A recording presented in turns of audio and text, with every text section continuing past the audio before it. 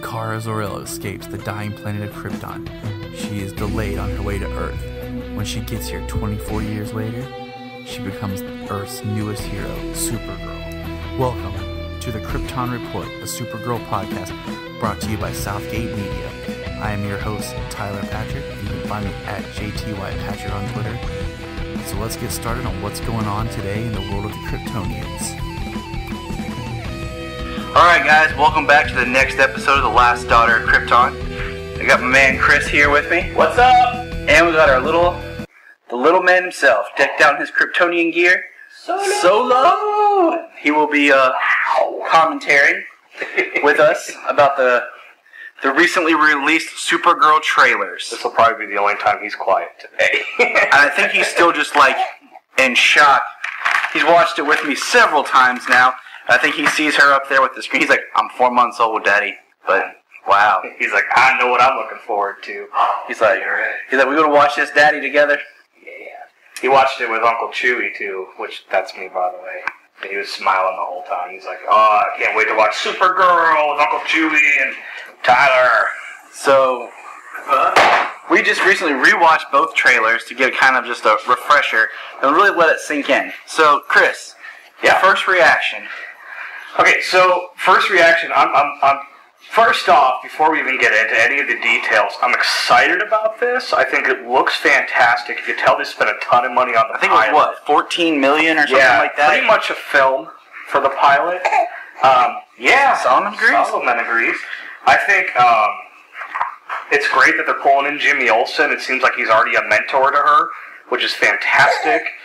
I like the way everything's going. I think it's interesting it's an origin story, but we're kind of dropped in after she's been here for a while, and we're seeing her develop her powers and figure stuff out, and it takes that one pivotal moment when her friend's in trouble to really decide, this is where I have to finally use what I've been given. You know, I'm excited though, man. I think it's too good looking not to be excited about. I'm very excited, and let's see.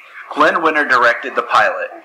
And Glenn Winter has directed, his resume is short and sweet. Smallville, Arrow, and Flash. So if you can't get, I think between Glenn Winter and David Nutter, those are the two superhero TV people you go to for directing. Well, and the fact that he's done so well on Flash, he's done so well on Arrow, I feel completely confident what he's going to do with another DC Supergirl. Plus, the way that they have written the female characters in Arrow and Flash, it's fantastic. So I have all the faith in the world that this is going to turn out to be great.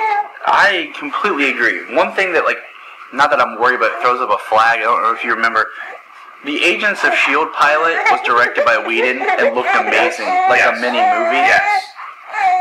But then after that, you could definitely see the decrease in budget and size after the pilot. Yeah. So I think we're going to see a decrease in budget and probably a little bit in size. But the nice thing is with CBS being the one that's fronting it, besides CW, even though CW is doing really well with their DC stuff, they have more money. They have the ability to kind of expand it a little bit more. I mean, it's kind of like Agents of S.H.I.E.L.D. Season 2 looks so much better than Season 1 because Disney is like, oh, we should probably back this a little bit more, and they gave them more money.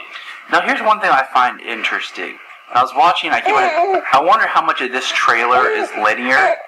Because I was reading some things online, people talking about her actions, and I thought, my first reaction was, well, that's just her being her character, so people don't know that she's Supergirl. But then I thought, if this is before she comes out as Supergirl, but then the scenes where it's just her and her sister, she doesn't seem as awkward, nerdy-ish.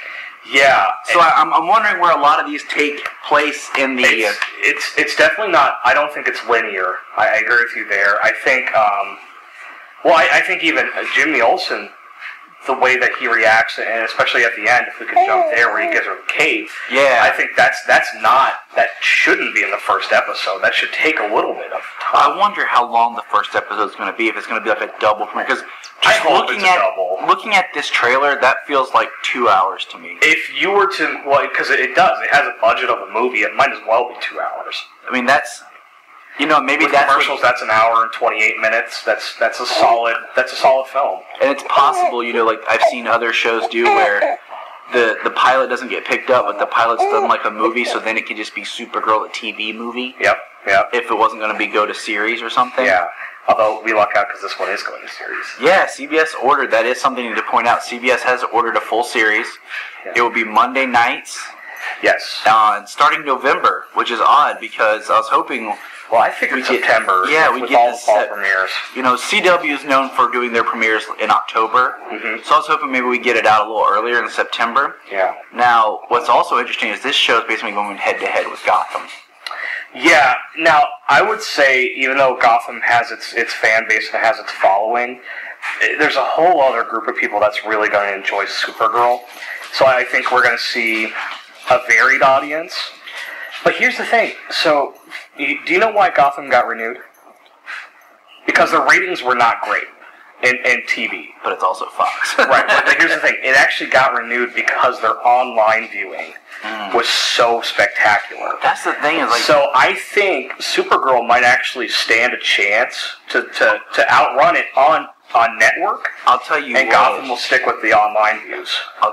As of right now, if I had to pick one to watch in real time, I would pick Supergirl. Yeah. Not that I don't like Gotham. All my fans out there, if I have any, listen to me on Before the Bat. I enjoy Gotham, but I'm a Kryptonian at heart. Well, I look at it this way. I love Gotham, but for me, Gotham is not. It's not a Batman TV show. As much as you want it to be. Supergirl. Exactly. So for me, I'm like, yeah, I'm going to watch Supergirl in syndication, and I'll keep watching Gotham on Hulu when I'm done. Exactly. Especially knowing that Fox is like, oh, our online viewing is great. Yeah, let's just keep the show. So, my first reaction to the show, I like it. All editing aside with the music and stuff, it gives it a different feel. I like that it's brighter than a lot of the other shows. Maybe too. It seems fun and enjoyable, but yet serious at the same time. There's a lot. The action you see of her fighting the lumberjack. Yep. Because we know he's the villain in the pilot. Yep. Her portrayal seems great. Yeah, it's Felicity Smoke, but if Felicity Smoke had superpowers.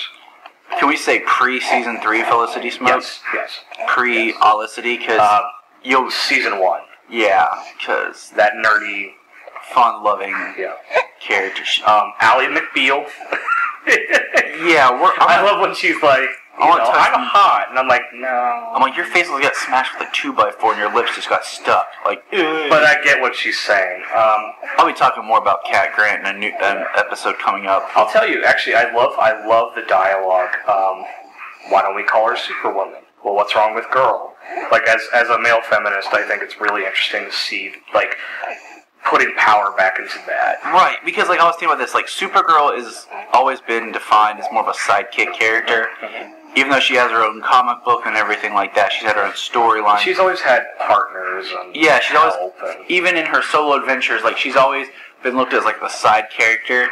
She's not okay, you have Batgirl, which is basically saying I'm a derivative of this other character. She's a derivative of Batman, even Batwoman. But you have Wonder Woman who's I'm my own character. Yeah, and Supergirl's a direct descendant of Kal, and although I'm used to Superman training her and helping her find her path. This is where it gets weird. This is where the story gets me. Everything else I'm cool with, and I've thought more and more about this. My initial thought, and we've talked about this before, is I would have preferred Supergirl to be more of this world's Superman. Yeah. I'm indifferent, but I lean more towards I don't like the idea that they reference her cousin. There's multiple references in the pilot. I don't want to see them throughout the series, and it just keeps, to me, kind of cheapening her character. Yeah. And there's the line in the trailer where she's like, "Are you bulletproof?" She's like, "I think."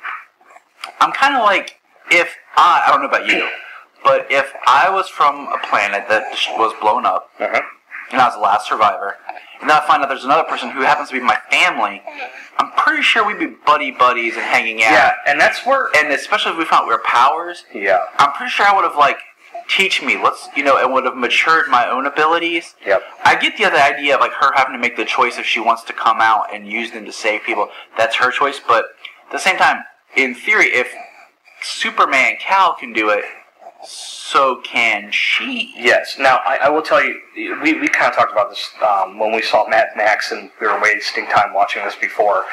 And I was like, well, for me, because they haven't cast a Superman. We see him technically in the trailer. It's just a shadow with a voice. And they probably just cast a voice. I'm almost wondering if Superman's off planet. See, if there's something like Superman's gone, off planet, or is this post-death? Yeah, is this post-Doomsday? Because it seems like Jimmy Olsen is not as young. No, he's old. Jimmy Olsen, he is. He's older than Kara. He's Superman's pal, Jimmy Olsen. Yep. So he has a direct link to her. So there's been time. So I'm wondering if he's on planet, if he's hiding, if he's off planet, if it's past Doomsday. Did we get past Death of Superman? So that's all opening a lot of ideas. Plus, this doesn't adhere to the DCU, the cinematic universe. So we can't have this be post. And at the same time, it could tie into it.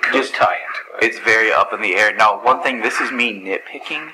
Yeah. And I'll admit, I've always liked and heard it as Kara. So that they went with Kara. I don't like it. I don't like it. It actually, when I said it, it's hard to say. Every time, hard K. It's like every time someone references they're like Kara, and I'm like, ugh.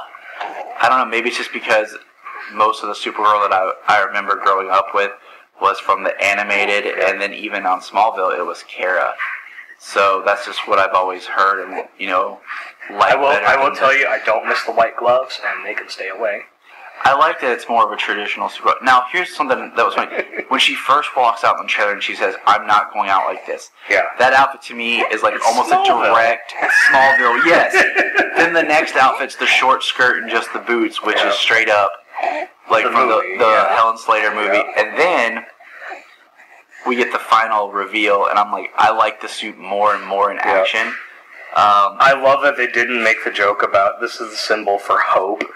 Well, I like that she pointed out that it's the family crest. The family crest is supposed to mean hope. Yep. And that's something people forget is it is the family crest. It's not an S. And it's one of those things that's evolved over time. Yes, originally it was an S. Hope starts with H, stupid. It's a foreign language from an alien world. It's a symbol. It's supposed to be kind of like, how Led Zeppelin, Led Zeppelin, back me up here, people, 3, 4? Yes. Don't hate me if I got it wrong. 3. But when it was all the symbols. Yep. And the one symbol people said looks like Zoso. Yep. But it's supposed to be just a symbol. It's the same thing. It didn't mean anything. It's a symbol. Just a symbol. But it looks like an S. But everybody thought it was Zoso. Just like Zod's symbol in Man of Steel was a sideways Omega symbol. Mm-hmm. Dum dum dum. But I'm really excited. I like the effects look great. A little bit of Hank Henshaw we see in his department of whatever weird thing it is about aliens and how she immediately partners up. I almost feel like some of that Henshaw-ish stuff might be more towards the second episode. Yep. Because like I said, a 6-minute trailer, so much of this feels like it's got to be a 2-hour two-parter or something. Or else we saw everything. It's like... I was surprised we didn't see a flash of Toyman yet. We did. Did we? I'm telling you, that's who the guy is who's palling with her, who is helping her make the costume. Okay. I'm telling you, that's gonna be Toyman. That's Winslow. I'm okay with that. I almost forgot that he was in. I'm like, who's? I'm like, oh yeah, that's Winslow, who's gonna be Toyman one day. I love the line. Oh, so you're gay? No, I'm Supergirl. Oh, that makes sense why you don't like me. I did like that we don't see Helen Slater or Dean Cain in this. Yep. We know that they've both been cast. But overall, this trailer, I'm excited. I did... Okay, how did you feel? The scene, I love it, where she's going I need to go save them. And she goes running in the alley. Did that not give you a Sam Raimi Spider-Man feel? Oh, totally. I was like, yeah. I will say, I love where she jumps off the roof. Oh. Comes right back. Because I'm like, oh, okay, this is fun. Now, I'll tell you one thing I noticed is that first production still of her, yep, in the costume and everything, this is just me paying attention. She had high-heeled boots, but if you watch in it, she's wearing a flat boots. I got some behind-the-scene photos of her, which have been released. She just looks awkward in that photo. Yeah, she looks uncomfortable. And then that's when they finish wrapping the highlight, the Superman cupcake. And they released all these cool promos, and you can see more in the costume, the red stitching. So it's fantastic. I'm excited. And because it is more of a colorized television show as opposed to something dark like Arrow, and even Flash to an extent, we get to see so much more of the costumes, so much more of the lightheartedness of the show. And in a sense, like, you know, we're not going to go into the whole what they've done with the DC films, but Superman's supposed to be bright, and in this is filling that void of being bright and being something else compared to the darkness that we get with the Man of Steel was a little bit darker. Yeah, I agree. And I like that it's going to be a fun show. It has the humor already. It's even in the trailer. It's not okay to. I mean, it's okay to enjoy your comic book shows and have fun with them. Yes, it doesn't have to be dark and brooding all the time. That's what I always hate. Lois and Clark was hardly ever dark and brooding. Lois and Clark was great because it was like a rom-com with Superman. It was moonlighting with Superman. Which is great because I've been rewatching Lois and Clark. Solo agrees. He does. Yeah, moonlighting with Superman. So I'm pumped. I give this trailer like high praise.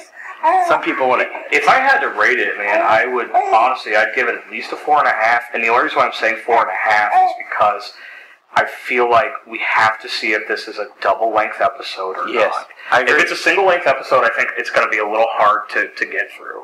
But other than that, man, I'm excited. It'll be so fast, you'll be like, huh? You'll be like, oh, is this... Now, here's something else I've been thinking of. You know, we know that it's from the producers of Flash, Arrow, and I've talked about it being the same universe, but at the same time, I don't know if I want it to be or not right now. I don't want it right now. I would like the first season to be standalone. I would like the first season, because I would like for her to really identify herself. Yes. You can mention Star Labs, you can mention Central City, you can mention all of that. I want there to be just, this is Kara. Because in one sense, I'm like, I want it to connect, because I would love to see all of them together. In another sense, I'm like, because we know what they're doing over on Flash, what they're building to. Yep. And we know that they have a new show spinning off that's will be discussed. The Legends of Tomorrow. On another... People meet later at an undisclosed time. It'll be discussed on the Flash Arrow Power Hour podcast. But so I'm like, I want it to stand on its own and do something. Look at Arrow Season 1. That was all really Oliver Queen. Yes. Getting to be Arrow and figure out how to solve the world's problems with his book. And it was great because we weren't forced to have to learn new people. Yes. Season 2, awesome. We get frickin' Barry. Yes. And then all of a sudden Flash happens. Now Flash is allowed to cross over with Arrow because we've already seen Barry and Arrow. You know?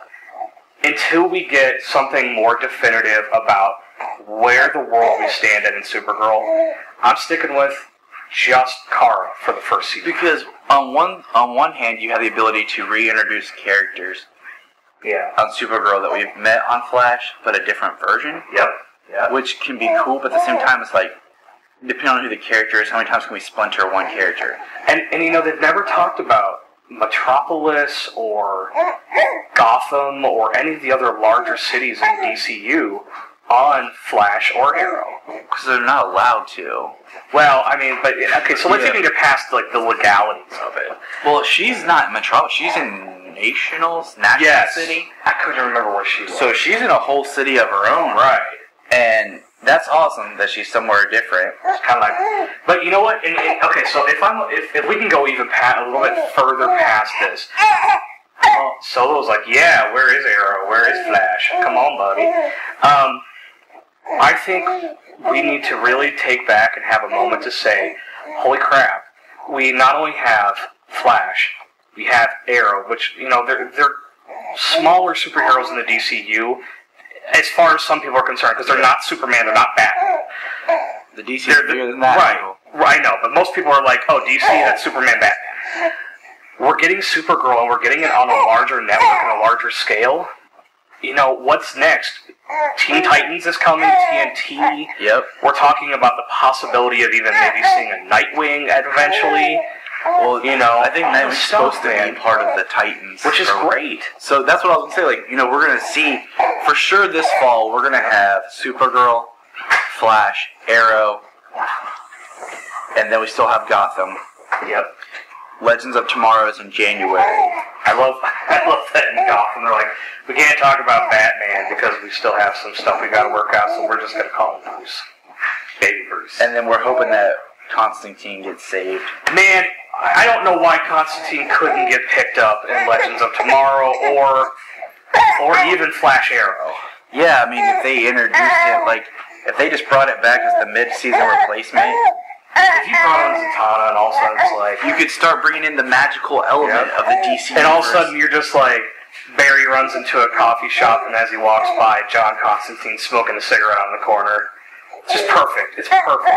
Well, because, and I can't even remember his name off the top of my head, which makes me sound like a terrible fanboy, but I don't care. The guy who plays Matt Ryan? Yes, Matt Reiner. He's even said, I don't care where it goes. I just want to keep doing it. I would love, like I said, people have said speculate on a different network or Sci-Fi or Well, Netflix. and Sci-Fi hasn't said no yet. I'm fine with whatever. I think it would be cool if it was on CW for the sense of just keeping that DC and connectivity. CW can pull it off because they have shows like Supernatural, they have shows like Vampire Diaries, which is a little more esoteric, a little more gothic, a little more brooding. They can make this work. They can make it work, especially, if you get the producers to look, work on it and oversee it, and you get it, like I said, I don't need John Constantine in everything, but you bring Constantine back. I don't even need a solo Constantine show. Bring him at the beginning of season 4 of Arrow in some form, and then when season 2 of Constantine starts,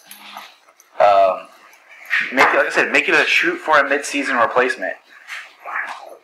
Yep.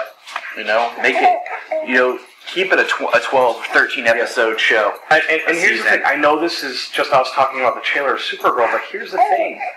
This universe that's being created is getting bigger and bigger with every show that happens. And I don't know, I think we're actually going to see what the DC universe has not been able to do in cinema that Marvel has. Yeah, Marvel... But they're doing it on TV, because for me, TV makes more sense for DC. Yeah. There's so much you have to do. Marvel's TV has not been doing well. Agent Carter is cute, but that's about it. And it works to a point. It's good, but it's not great. But that's not including. I'm not including Daredevil because it's Netflix with a different style of TV. Or Punisher, it's going to be. You know what I'm saying? So that's a different style. I'm talking about just networks and stuff, cable-esque channels. So DC is really knocking it out. I'm glad that. What I want is when they release Titans or whatever, or Legends of Tomorrow, I need it on my Thursday night. Okay, Legends of Tomorrow on Thursday is probably going to happen. Yes. I want Titans on Friday or something, because I want to spend every night of my week watching a DC show. Well, when iZombie stops working, which after season 1 or 2, that's going to be what it is, we're either going to see Flash or Arrow move to Thursday, or we're going to see Legends of Tomorrow take over Thursday. You're going to see CW having a DC show at least 3 or 4 nights a week. Do they air stuff on Fridays? I don't even remember. They air some back episodes, some runs, the reruns. I feel like you could, if you got the right show, that could be your Friday show. Yeah. Pick up the writers from Constantine. Constantine Friday night. Why not? I definitely see Legends of Tomorrow being on Thursdays. Yes, well, Thursdays, especially with it being a new show, Thursday is prime. Because you put Flash on Tuesday. Arrow People are willing Wednesday. to stay up a little later to watch TV on Thursday because they know Fridays they're going to be kind of an easier day at work, starting the weekend. Fridays, I think, are always the worst day for shows. That's why I think Constantine. It's not like it used to be with TGIF when we were kids. Oh, TJ. Miss you. But, alright, so we digress because we love our DC and our comics. It's hard not to. We've looked at some of the new photos. Is there anything we're missing as far as news-wise? I did see one thing was... So I cannot pronounce his name, and I feel bad because it's a different name. But if anyone's a fan of The Mentalist, oh yeah, the guy that was on, I'm going to try this, and you know that I'm not great with names. Yeoman? Oh, yeah. That's good enough. Yeoman. Owain. Owen. And then Yeomon. Owen Yeoman. So we'll be playing the alien convict Vartox, who looks like Burt Reynolds in the comics. Ooh. He's been cast, and then there was an off quote from the actor who's playing Hank Henshaw. Yeah. That he's alluding to cyber Superman or some sort of cybernetic. Okay. So I'm cool with that. Like, I'm excited. I'm like, all right. I mean, everything you're saying right now to me is just, it builds up the series and it's going to be fun. I guess there's so much to the DC universe that can be thick and can be good. I just don't want to I don't want to see where I'm watching a character, like, I don't know. Like, I don't want to see a character show up on 3 or 4 different, like, I don't want to see a movie version, a TV version, and then another TV version. Yeah, and that's kind of like where I was saying that I like what CW and CBS is kind of doing with all this. We're getting these tertiary villains that are still really important to the dialogue and the plot, but they're not mainstream villains. Now, is there any other villain, like, now that we've seen the trailer, you think about? Like, I'm telling you, I want to see Parasite. I'd like to see Parasite. And you know who, I gotta think about more. You know who'd be a good character to bring into Supergirl? Dr. Hamilton. Oh, yeah. Because we saw a great Dr. Hamilton in Smallville. Mm-hmm. He got killed off in Man of Steel in the first film of this series, this universe. He's dead, so he's not coming back in the films. No. Let's go ahead. He's always tied close to Superman. He'd be a great character to have. Because even I think they've alluded to maybe Star Labs. I can't remember in Flash having more than one facility, or if it's just the one facility. They have said that there are multiple facilities, so I think the idea that Hamilton works at a different Star Labs would be really cool. Yeah, I think the only one that I would like to see would be Parasite, just because I think it'll be really interesting to see how they pull it off. Well, I've been rewatching. I mean, we saw a version of Parasite in Smallville, which wasn't bad. And I've been rewatching all the animated stuff with Solo, because he loves his cartoons. Heck yeah. I think Livewire, I've said that before, would be cool. Livewire would be cool, but I don't know if they can pull it off on TV. You can. I mean, it's so easy. You just gotta downplay everything. Yeah. It's just, don't make it like Electro. Right. I'm Electro. But alright. Don't make it dubstep Jamie Foxx.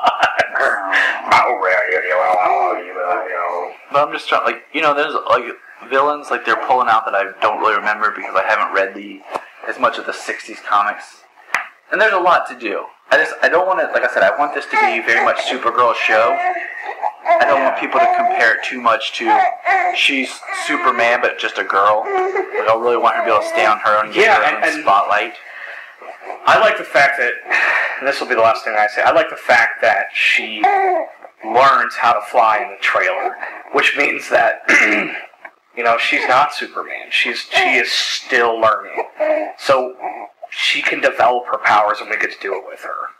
And we're not going to take Smallville time to do it. No, we're not going to take 10 seasons to be like, oh, he can finally fly? It was a mental block, is all it was. Oh, sure. Yeah. No, because he flies in season 4 when he's not Clark, he's Cal. And then he flies again, but when he's Clark, he's got this mental block. But anyways. Let's call it what it was. Brain fart.